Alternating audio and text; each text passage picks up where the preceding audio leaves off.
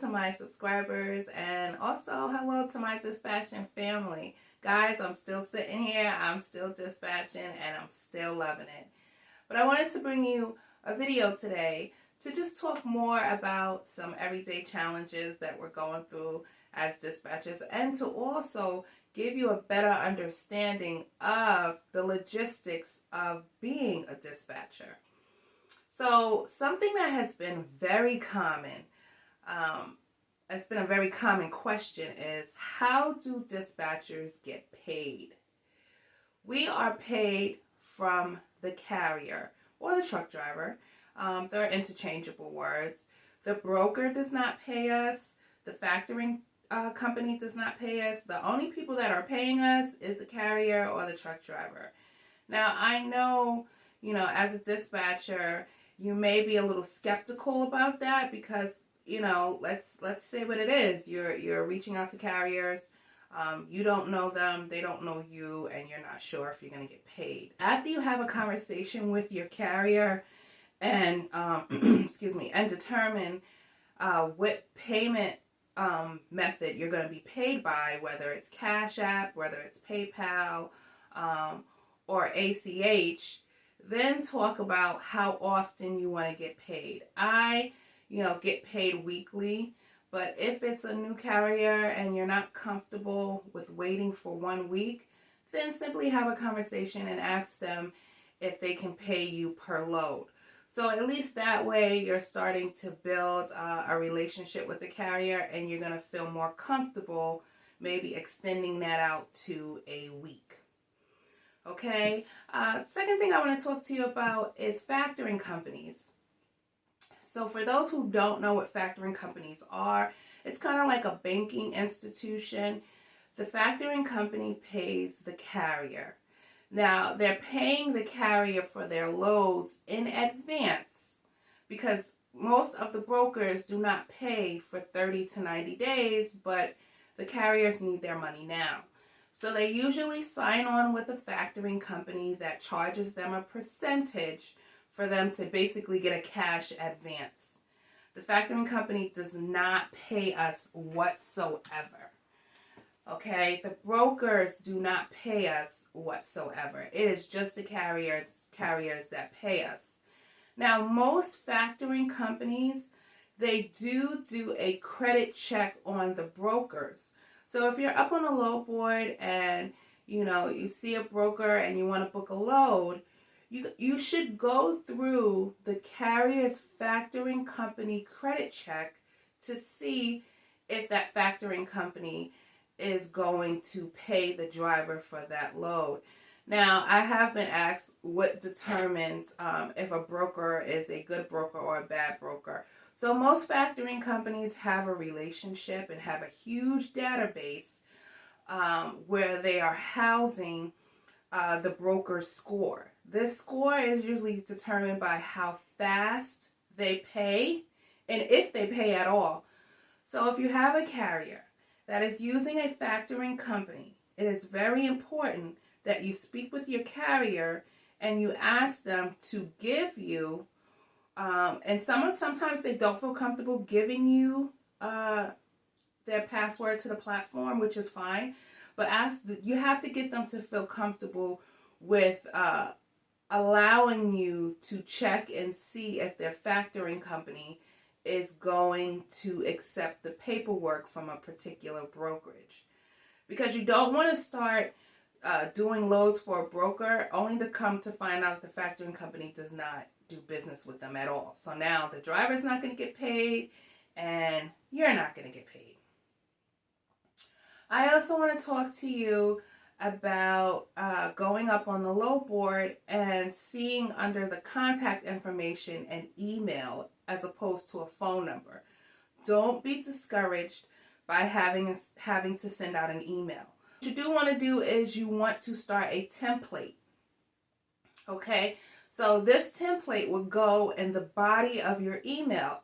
You want to list your company's name. You want to list their MC number. You also want to list where they're empty at. You want to list what time they're empty at. So those things make it easier for a broker to just look at your email and get all the answers that they need without even having a conversation with you. You also want to list in the body of your email whether or not you have ran or your driver has ran any loads for that brokerage in the past.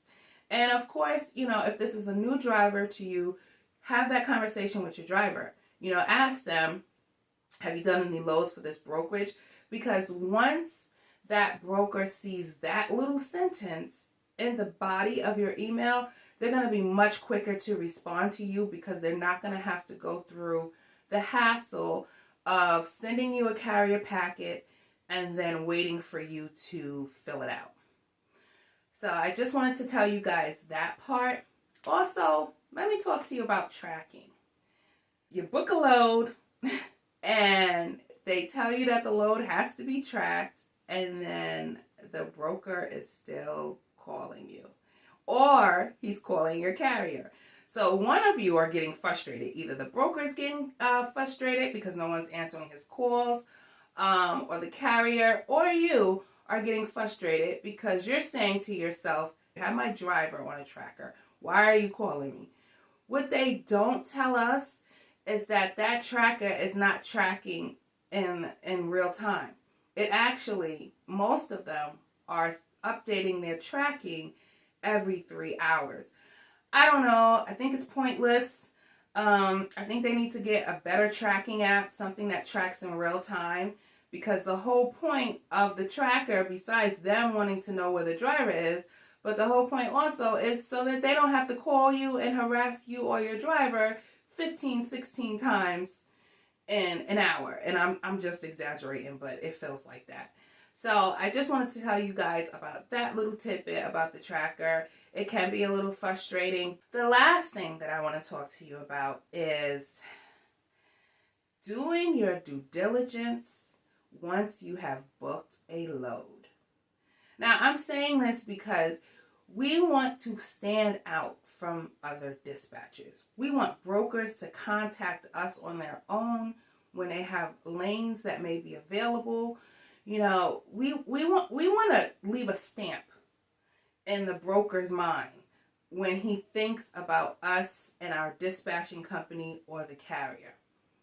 One way that we can do that is keep the lines of communication open.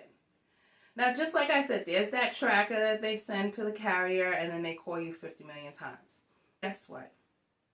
Shoot the broker an email. Hey, my guys picked up the load. Hey, my guy's running late. Anything. Just try to communicate constantly. When your driver has dropped the load, he has gone to the receiver, shoot the broker an email. Hey, my driver has been unloaded. And not only has he been unloaded, but here is the BOL. Send them a copy of the BOL. It's the little things that leave an impression on the broker, because there are so many carriers out there and so many that are just going to pick up the load, drop the load, and move on to their next pickup, and the broker doesn't know what is going on.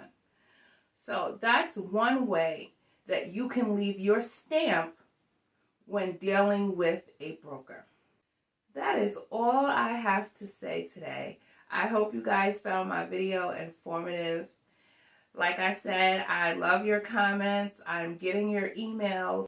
Please continue to send me emails, write me comments. I also wanted to let you know that I will be doing a Mastery Load Board seminar throughout the year. I plan on doing a few of them.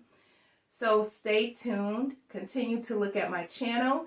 If there is an upcoming Load Board Mastery seminar, you will definitely see the video on my channel. All you have to do is go to the description and click on the link and get your ticket. It's interactive, it's live. We will be answering questions, we will be finding loads, and I will be speaking to brokers. If this is something that you think that you would benefit from, please join my Load Board Mastery seminar. I am partnering up with Exodus Logistics Learning Center, so we will actually have an instructor in the class who will be able to answer your questions, as well as myself. Bye for now.